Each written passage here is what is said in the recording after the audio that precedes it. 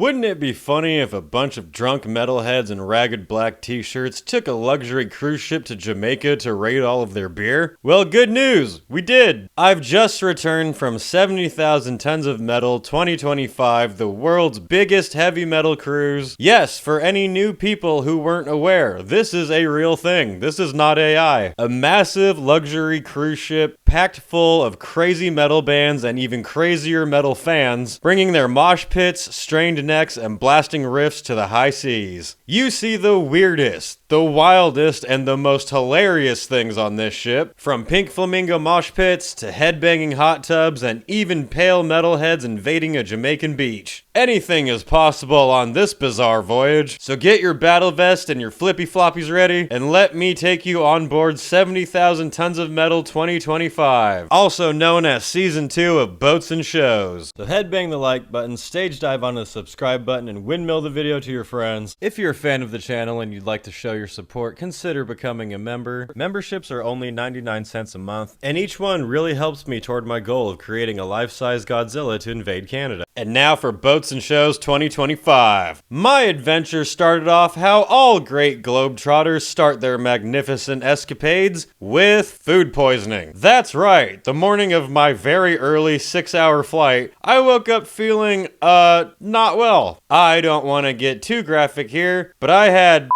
out of my and then all over the floor, and then finally I wasn't quite sure if I was dying or already dead, but with no real choice, I somehow dragged myself to LAX, aka Hell on Earth, and tossed my dying carcass onto the plane. And as terrible as I felt, I gotta say that flying is so much better nowadays when you have a Steam Deck and can play Red Dead Redemption 2 for the whole flight. Motherfucking game changer. With a quick montage, I landed in Miami, got to an Airbnb, and immediately died. I've made it to Miami. I'm hiding in an Airbnb somewhere, and I am going to be staying in tonight. I woke up with horrendous food poisoning right before my flight. Tried really hard to reschedule it, couldn't do it.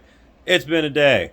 Haven't really eaten anything, so I will catch everyone at the beach party tomorrow. The next day, I resurrected feeling somewhat better. Actually, my sickness didn't 100% go away until the very last day of the cruise. That was fun. But this day was the official pre-party in Miami Beach. It will never not be funny to me to see a massive black cloud on the bright beach, only to walk up to have it be hundreds of metalheads acting like they were at a concert. Especially when you see normal Florida people walking away confused. Man, these GTA 6 graphics are amazing. The beach party is great for reuniting with old friends, meeting new sailors, and beginning your tropical liver damage. Once the sun sets, most metalheads move over to the Clevelander, an expensive outdoor bar and club that graciously hosts the karaoke party every year. What's normally a sleazy, overpriced saloon of modern electronic trash and hair gel is transformed into a smelly, overpriced hangout of headbangers screaming cheesy, out-of-key anthems late into the night. The previous night also hosted a metal show here as the pre-party to 70K. It's an exciting week here in Miami before you even get to the boat. But as I warned last year, be careful not to go too wild at the pre-party, or you might have a rather difficult, sludgy time getting on the boat in the morning. Morning comes, the sun rises, and the boat is getting prepared for the metalheads to arrive, and it is only now, less than 12 hours before the first band start playing, that the official schedule was released. Yep, we didn't know what time or what day bands were playing until the morning of the cruise. Are you one of those people who likes to plan ahead of time? Well, too fucking bad. 70K is like a mystery box. You pay a lot of money and don't know when or what the fuck you're getting out of it, deal with it. Which on one hand is kind of funny to wake up and be like, oh shit, I'm seeing Decapitated and Emperor today. But on the other hand, it's really dumb. In fact, in both hands, it's really dumb. You can just laugh at it. Getting on the ship last year, there was no wait at all. I walked right on board, easy peasy. This year, I was stuck in a big mob for quite a while. The check-in at the cruise port was seriously backed up. Oh, I almost forgot. Speaking of boarding, I am a caffeine addict, and last year, I was able to bring on board a 12-pack of sugar-free Monster, mentioned it in my video, and some people asked me if that was really the case. I said yes, that is the cruise's policy. I wake up up the day of the cruise and seen emails saying no outside drinks of any kind on board. I went to the cruise port with it to try anyway, and yep, they stopped me. And I asked the cruise port workers, was that Royal Caribbean or was that 70,000 tons of metal? And they said that it was 70,000 tons of metal, and that they were being weirdly strict and weren't even allowing, like, outside water or anything. And people wonder why I'm sending Godzilla to Canada. For energy drinks, the cruise only has sugar-free Red Bull. 2 thumbs down, this boat sucks. So that was some bullshit, but anyway, after that, after all the stress and annoyance was finally over, I walked on board. Anyone familiar with 70,000 tons of metal knows that it's months of being so frustrated and disappointed, wondering where any announcements are and why the cruise isn't organized at all. But once you actually step on board the ship, it is just awesome fun partying all the way. There's metal over here, there's metal over there. It's metal everywhere, 24/7. Even in the fancy dining hall. It's hilarious to have a waiter place a napkin on your lap while black metal riffs rattle the chandelier. And on 70K, you can do this every day. Stepping onto the ship day 1, there's a couple of hours before bands start playing. Perfect time to find your room. Fight your cabin mates over who gets which bed. Use the bathroom before it gets utterly destroyed. Then head out to grab a drink and meet up with friends. 70K is a great place to reunite with old friends and meet new internet friends in real life for the first time. Immediately when you get on the ship, the pool and the hot tubs are open, which is awesome. Start your vacation in style with relaxing, beautiful views of the ugly-ass Miami port. You can watch the crew building the pool deck stage, which will open tomorrow. But once 5 o'clock rolls around, it's inside the ship to kick off this party with bands. The first 2 bands of the cruise this year were Beyond Creation in the tiny crappy lounge, and Old School Thrasher's Onslaught playing in Studio B. The opening shows on this cruise always go really hard, no matter who it is, just because everyone's so excited. I went to watch Onslaught. I thought they played a pretty awesome set. Old school thrash with those chunky riffs that take you back to moshing in your room with your dad yelling at you. I had no idea they have a new singer who was pretty good, and they had no idea that they were opening the festival. That's what the singer said between songs. And yeah, imagine that. Wake up, check your email, and see you're playing in a couple of hours. I'm sure all of the bands really appreciated how well organized everything was. Anyway, Onslaught were a fun start to the festival. They got the pits ignited, and once they wrapped up, I walked outside to the ocean. It's always crazy on this cruise. When the first band starts, you're still at the port, and then when they end, you're out at sea. At this point, the festival is fully started, and it's time to run around lost trying to see bands. This was my 6th time on the cruise, and I still got lost every time. The next band up was Twilight Force, who were the first band in the Royal Theater, a big 2-story concert hall right in the middle of the ship. Twilight Force are beyond cheesy power metal. Power metal is already dorky, and these guys were like, let's make it dorkier. I like to call them Disney metal because they're the most whimsical shit you'll ever hear, which fits pretty well with this audience, honestly. The 70K crowd are silly. Gonna be honest, Twilight Force aren't really my thing, but my friends who like them like them. I used this time to go to possibly my favorite place on the entire ship, the dining hall. This glorious, way too fancy for us savages feasting hall is complimentary. Yes, it does not cost extra. Even some longtime sailors don't know that. From 6:30 to 8:30 each night, you can come here to have a sharp-looking waiter place a napkin over your liquor-stained shorts and be served complimentary steak dinner, prime rib, portobello. They even have world-class escargot if you're gross. Coming here for dinner takes about an hour or so. It might eat into your bands, but oh, it is so worth it. I come here every day. I will happily miss bands to come eat here. The buffet at the top of the ship, the Windjammer, is fine enough for grab-and-go eats, but trust me, the dining hall is the best complimentary food on the ship. Plus, you must experience the weird jump of going from a 5-star dining hall and a fancy dinner to walking straight into the pit for Decapitated. Would you like some death metal with your dessert, sir? Decapitated were one of the bands I was the most stoked for on this boat. They are insanely heavy and were so fucked over by bullshit in the past that I'm always stoked to see them out there kicking ass. They were so fucking heavy. If the ship had hit an iceberg, we wouldn't have noticed. And the crowd was violent. The headbangers went absolutely mental for Decapitated. I mean, look at this footage. It looks like a bootleg 80s death metal video. This is on a boat in the ocean. What timeline is this? This is awesome. Decapitated fucking killed it, of course, and their new vocalist sounded great. great, especially when they played Spheres of Madness. Oh my fucking god, fuck yes!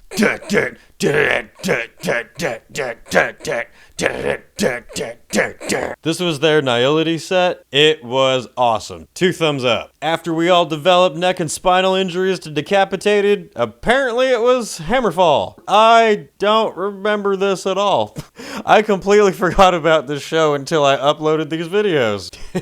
It be like that on the boat sometimes. They were probably good. Next band I do remember seeing is black metal legends Emperor. Black metal nostalgia that totally blew my mind the last time they played on this ship. This time, not so much. The sound for this set was pretty much just loud clicking. It did not sound good, and I liked their songs. They played In the Nightside Eclipse. Great album, but the sound in here kind of screwed it for me. I was not impressed, unfortunately. Emperor also did not have their guitarist Samus with them. I guess the US Visa office just ghosted him, which sucks and is not the band's fault, but it was still a bummer. I watched most of their set, but eventually I wandered out, kind of feeling like a kid who just realized the Easter Bunny isn't real. There were more awesome bands I wanted to see. Septic Flesh was hitting the stage around 2 a.m., but my old self could not make it that far. On this boat, the bands play till 6 fucking a.m., which is ridiculous, especially when they start playing again at 10 a.m. After stepping out of Emperor's Trigger extravaganza, I grabbed a quick chocolate slice, cause it was there, then returned to my room to officially wrap up day 1 of the cruise. Day 2, Ocean Metal Boogaloo. There is nothing like waking up and stepping outside to this view, knowing bands are coming in a couple of moments. Waking up on 70K, I like to grab breakfast in the Windjammer, which is just your typical breakfast stuff pretty much. Then go hang out on the pool deck, relax, and look out for sea monsters. That damn Kraken's out there somewhere. The sheer insane lunacy of this cruise is about to awaken, as the first band to bless the pool deck stage today is Trollfest. At 10 a.m. This'll be nuts. Trollfest should really be the house band of this cruise.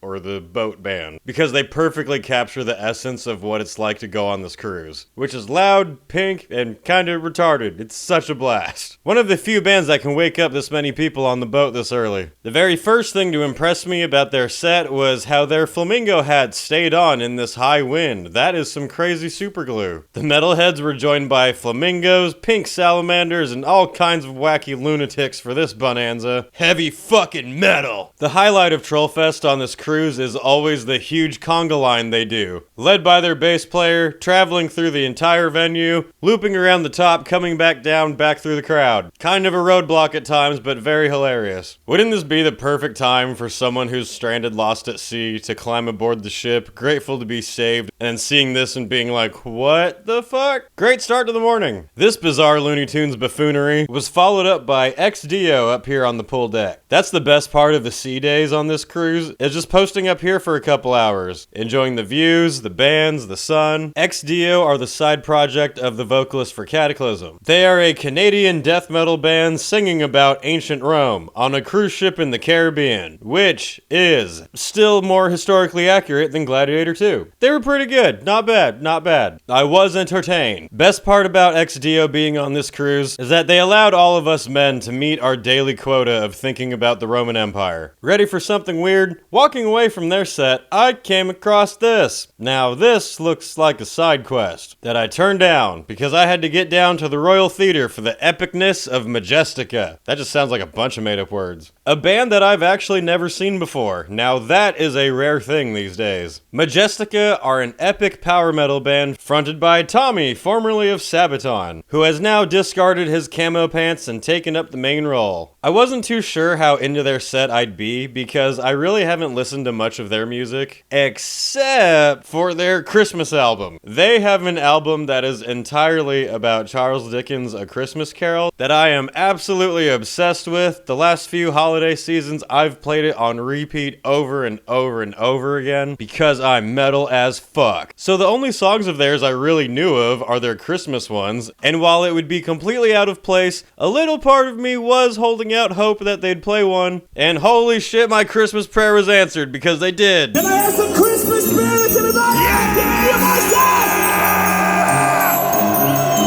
They started playing The Ghost of Marley and I went, Oh my god!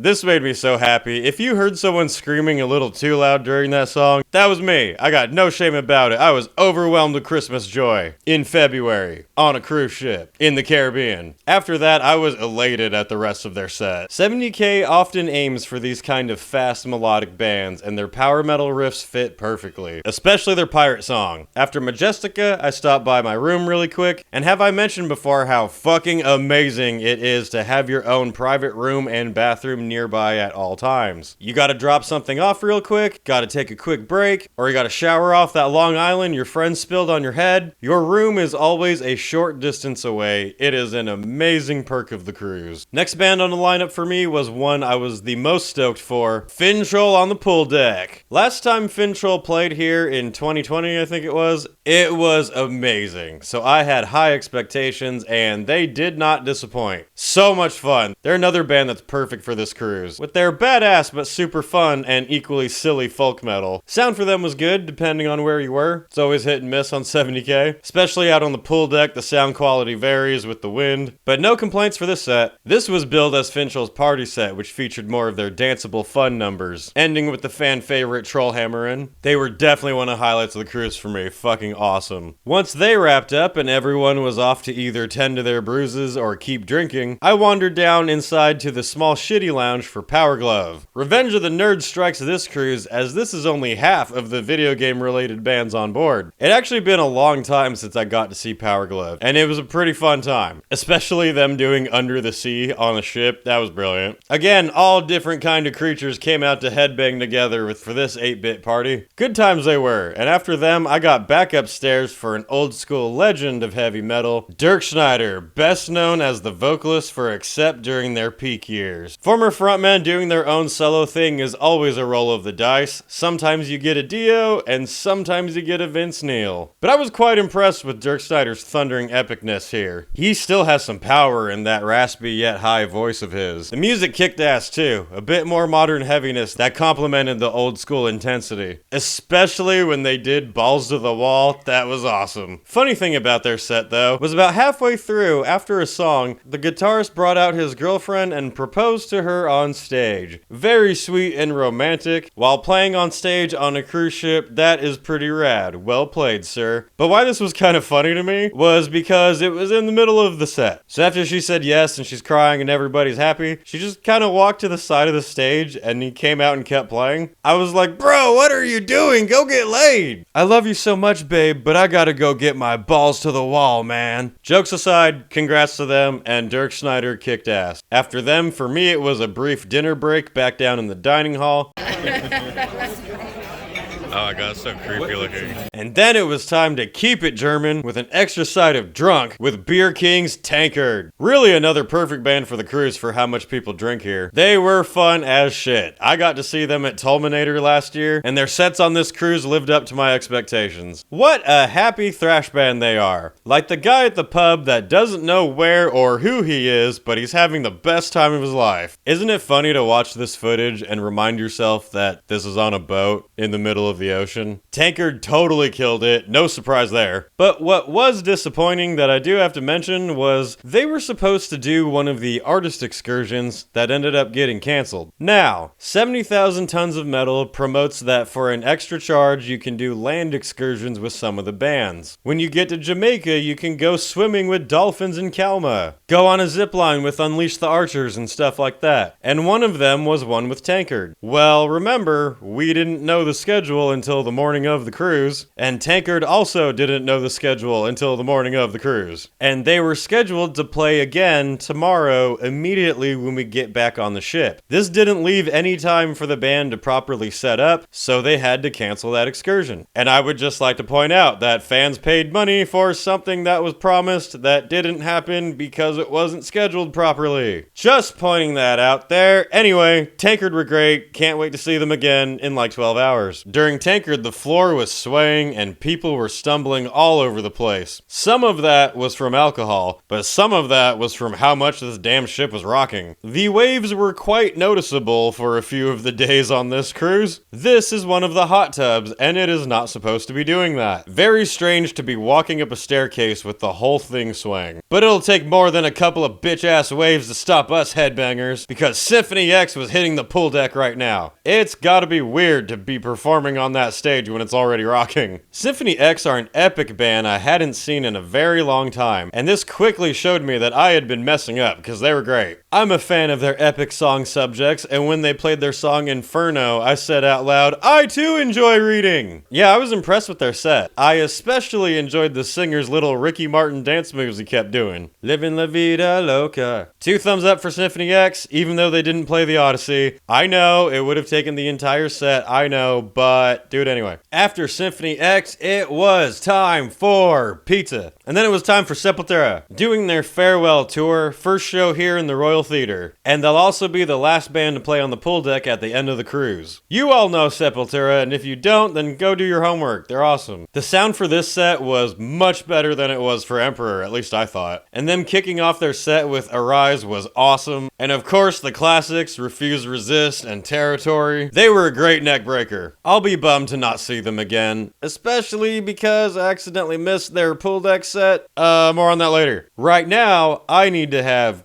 cookies, and then go to bed. Because tomorrow, we are in Jamaica. The metalheads are finally arriving to pillage the local community and colonize the island in the name of death metal. Plus, there's even more bands to see. We're only halfway through this cruise, and it's about to get even wilder, more epic, and even more loony. Especially that. So for more, tune in to part 2 of Boats and Shows 2025. For more from me, check out my band Dark Insanity. You can find us on Instagram, on Spotify, on all of the streaming platforms, on Bandcamp as well. We have our EP Rabid Psychosis out now. We've got merch available for the channel and for the band. Now you can get White's Metal t-shirts, Savior of Metal hats, Dark Insanity t-shirts, Dark Insanity weed bags. We've got everything. Links for all of my stuff can be found in the description of this video. Anyway, that's it for now, and I'll see you in the next video.